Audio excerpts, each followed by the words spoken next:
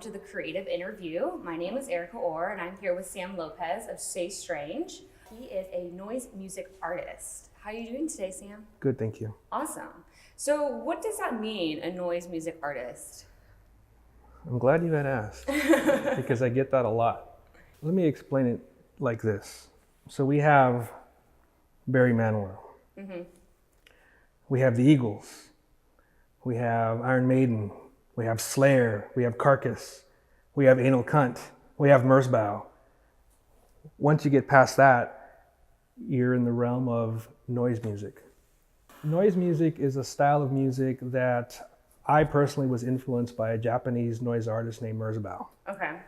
And if you close, people always say, "What's noise music? What's experimental music?" And it's like I tell them, I go, close your eyes and listen to what's going on around you, and amplify that by 100.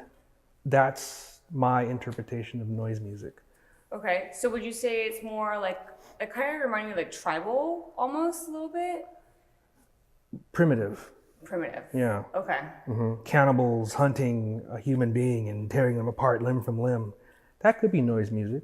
Okay. But also watching a mountain or a sunset, that's also noise music too.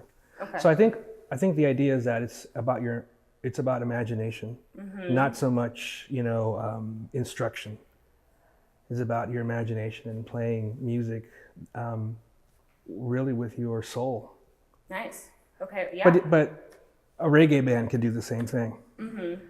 So I think for me, it's just what I was trying to illustrate earlier was that for me, I like to go to extremes. Okay.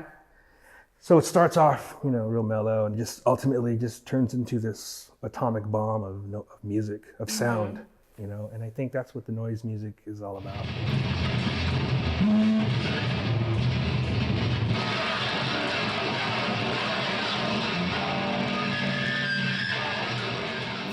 With your noise music, are you looking to evoke emotion in people? Very strong emotion. Yeah, very strong emotion. Yeah. In fact, my first show I ever played as a noise artist, right? The club owner ran over, sweat, beating from his face, spit flying everywhere. He's like, "Turn that off! Turn that off!" And I was like, "Yeah, that's fucking cool. I like that." Yeah. I really like that, as opposed to, a guy clapping or, "Hey, that was badass, man." So I think that idea of somebody who was so touched, maybe not in a good way, but he was touched, really set the scene for me as an artist, noise artist. Well, I can relate to that because when people do like the sound healing, like certain tones will trigger me, and I'm like, I'll like start getting like anxiety from it. And Exactly. And I was talking to someone about it, and they said that you should actually sit with that because it's bringing something up from your past or emotions or whatnot, and will actually help release it. Yes. So music is probably more cathartic. Like you want it to be cathartic in a way. Yeah. So rather than sound healing, it's like sound cursing. Sound cursing. That's what we do. All right. That's what I used to do. So at the end of one of your sets, what would be your ideal reaction I'm covered from in your audience? Oh, they're covered in blood. Covered in blood. Or maybe I'm okay. covered in blood, or we're all covered in blood. And Gene Simmons was a huge inspiration on me from Kiss. Make it more like interactive performance, Yeah. Yeah. Well, see, that's the other thing too, is with these concerts, it's meant to be interactive. I mean, music is, but a lot of times you'll see some people kind of like sitting on the floor and just sort of meditating while this chaotic, sounds are, washing them, and it's kind of interesting to see that.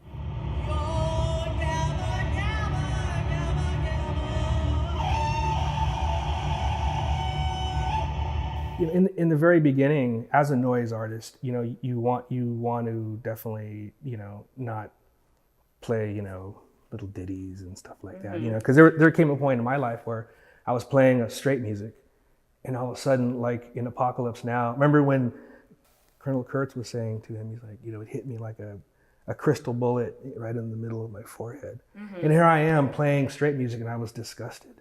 I felt sick. And I said, you know what, I don't want to do this anymore. And so shortly after that, I started this noise project called Jaja Gabor. It kind of had like a built-in audience because there was already that forming, bubbling here in San Diego. This noise music thing that was just, bubbling and festering, And then once we kind of all connected, that's when the magic happened. So yeah, so basically I was doing, curating noise shows since 2006, kind of independently. And then I like kind of got in with other groups. And then I started Stay Strange. You want your own baby. This is my baby. And so I didn't want to share with anybody, which sounds horrible, but it's not really. I like sharing. I call it a collective, because we're all in it together. But I really like, having this Stay Strange as a vehicle for me to have a safe place for noise artists to perform, because it hasn't always been that way. Like I said, people were vehemently angry about my performance, or we'd be at a bar and maybe somebody, had a pool cue and was kind of looking at you and getting really close to the stage, and or Really? or where Dang. we'd be playing a show and all of a sudden, the power would go off and there'd be a guy kind of like, he pulled all the things. So it's, but so Stay Strange really is sort of like a safe haven, for noise artists to come and play and not, get hit over the head with a pool cue or be intimidated by a biker, that's what Stay Strange is about. Nice. Yeah. Awesome. And then, so when you're creating your noise shows, like, what's that process for you like? Well, it's got to be interesting because there's a lot of artists, right, who will approach me and say, "Hey, we'd like to do a show." You got to make sure that the people that you are supporting, aren't too weird. Not too weird, but they're not. They're not inclusive. Right. Right, because art should be, to me at least, Yes. it should be inclusive. Everybody's in it. Yeah. And so, you got to make sure, well, and then also, are they destructive?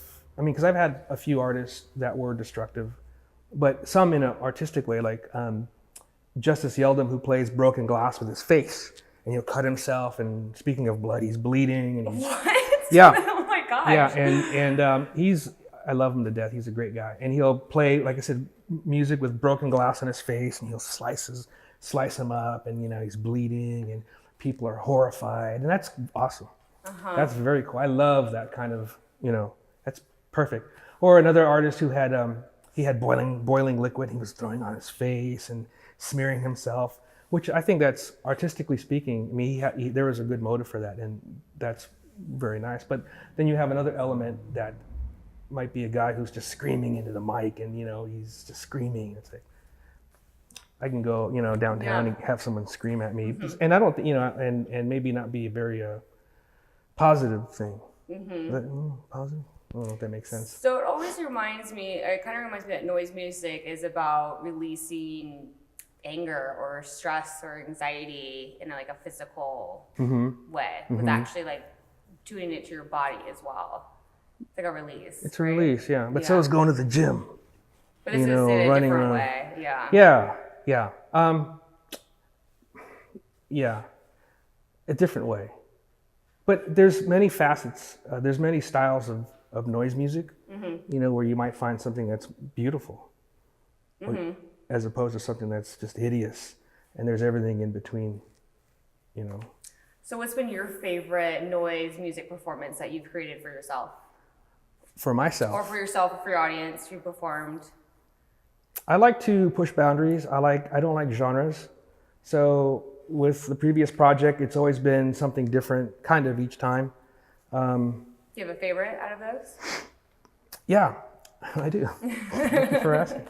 So one night, I go, I'm gonna do something special for this particular event, and I played with butcher knives. And that was really nice because it had a great tonality to it, and there was feedback, and I was scraping myself, and that to me was like, wow, that's something that I really enjoy. So what do you mean you played with butcher knives? Like you were like drumming on them, or like sharpening them together? Like what does that mean? Sort of like I was in the throes of this really horrible feedback thing, right? And it was just going on and on and on. And I pulled out these butcher knives from the back, and I sort of used them as like a slide.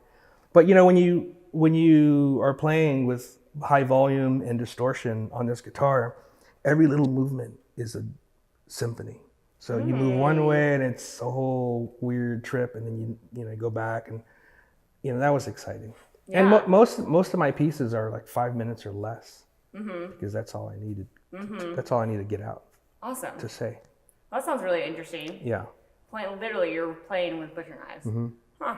Yeah. All right. And what's the name of that piece? I made up something. you don't have a name for it. It was my art piece. I made it up. Butcher knife art piece, yeah. I called it something, and somebody goes, "I can't find that on the internet." Yeah. I said it was like a old blues song. Okay. It's like, who cares? No one's gonna, And then, but somebody did this. Hey, I couldn't find that song. The real version, the original version. I was like, I just made it up. And he was like, so you're kind of more into like the performance art aspect of it. Yeah. Yeah. Very cool. Yeah. And how often do you put on shows?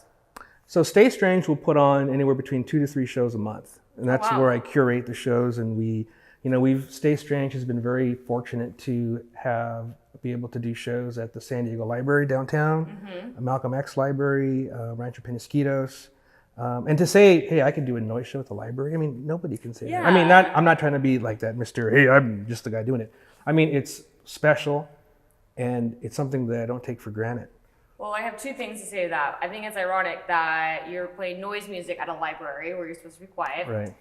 And then the second one is, how did you build this relationship with the libraries to get your performance pieces? Because I've never really heard that before.